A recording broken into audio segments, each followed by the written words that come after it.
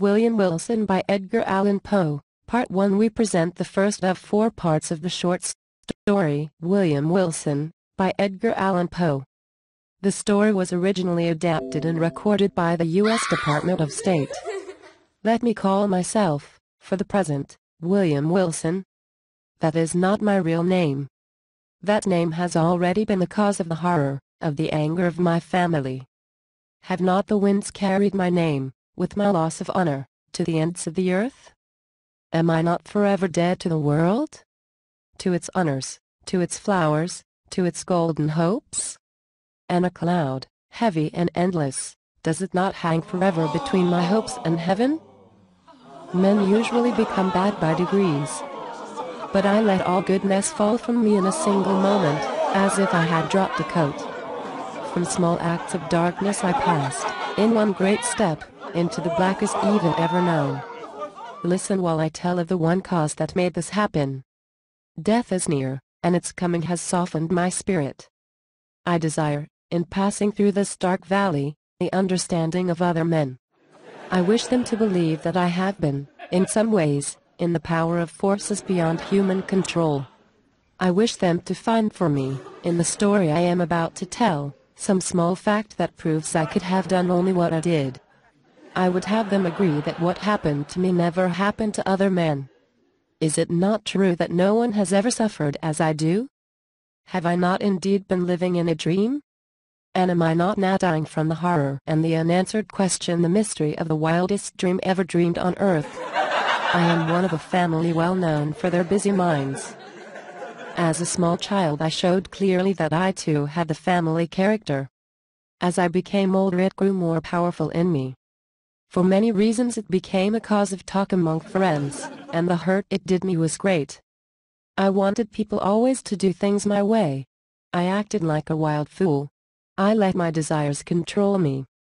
My father and mother, weak in body and mind, could do little to hold me back. When their efforts failed, of course my will grew stronger.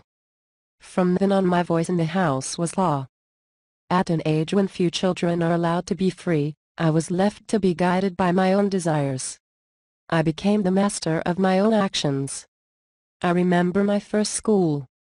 It was in a large house about 300 years old, in a small town in England, among a great number of big trees. All of the houses there were very old. In truth, it was a dreamlike and spirit-quieting place, that old town. At this moment I seemed to feel the pleasant coolness under the shade of the trees. I remember the sweetness of the flowers. I hear again with delight I cannot explain the deep sound of the church bell each hour breaking the stillness of the day. It gives me pleasure to think about this school, as much pleasure, perhaps, as I am now able to experience. Deep in suffering as I am suffering, only too real, perhaps no one will object if for a short time I forget my troubles and tell a little about this period. Moreover, the period and place are important. It was then and there that I first saw, hanging over me, the terrible promise of things to come. Let me remember. The house where we boys lived and went to school was, as I have said, old and wide. The grounds about it were large, and there was a high wall around the outside of the whole school. Beyond this wall we went 3 times in each week, on one day to take short walks in the neighboring fields, and 2 times on Sunday to go to church. This was the one church in the village, and the head teacher of our school was also the head of the church. With a spirit of deep wonder and of doubt I used to watch him there. This man, with slow step and quiet, thoughtful face, in clothes so different and shining clean, could this be the same man who with a hard face and clothes far from clean, stood ready to strike us if we did not follow the rules of the school? Oh, great and terrible question, beyond my small power to answer. I well remember our playground, which was behind the house. There were no trees, and the ground was as hard as stone. In front of the house there was a small garden, but we stepped into this garden only at very special times, such as when we first arrived at school, or when we left it for the last time, or perhaps when father or mother or friend came to take us away for a few days. But the house. What a delightful old building it was to me, truly a palace. There was really no end to it.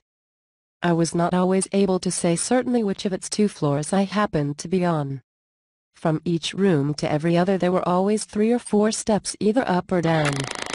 Then the rooms branched into each other, and these branches were too many to count, and often turned and came back upon themselves. Our ideas about the whole great house were not very far different from the thoughts we had about time without end. During the 5 years I was there, I could never have told anyone how to find the little room where I and some 18 or 20 other boys slept. The schoolroom was the largest room in the house, and I couldn't help thinking it was the largest in the world. It was long and low, with pointed windows and heavy wood overhead. In a far corner was the office of our head teacher, Mr. Bransby. This office had a thick door, and we would rather have died than open it when he was not there. Inside the thick walls of this old school I passed my years from 10 to 15.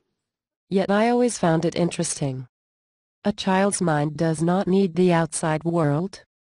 In the quiet school I found more bright pleasure than I found later, as a young man, in riches, or, as an older man, in wrongdoing. Yet I must have been different indeed from most boys. Few men remember much of their early life. My early days stand out as clear and plain as if they had been cut in gold. In truth, the hotness of my character and my desire to lead and command soon separated me from the others. Slowly I gained control over all who were not greatly older than myself, over all except one. This exception was a boy who, though not of my family, had the same name as my own, William Wilson. This boy was the only one who ever dared to say he did not believe all I told him, and who would not follow my commands. This troubled me greatly. I tried to make the others think that I didn't care. The truth was that I felt afraid of him. I had to fight to appear equal with him, but he easily kept himself equal with me. Yet no one else felt, as I did, that this proved him the better of the two. Indeed, no one else saw the battle going on between us. All his attempts to stop me in what I wanted to do were made when no one else could see or hear us. He did not desire, as I did, to lead the other boys. He seemed only to want to hold me back. Sometimes with wonder, and always without pleasure, I saw that his manner seemed to show a kind of love for me. I did not feel thankful for this. I thought it meant only that he thought himself to be very fine indeed, better than me. Perhaps it was this love he showed for me, added to the fact that we had the same name, and also that we had entered the school on the same day, which made people say that we were brothers. Wilson did not belong to my family, even very distantly. But if we had been brothers we would have been near to each other indeed, for I learned that we were both born on the 19th of January, 1809. This seemed a strange and wonderful thing.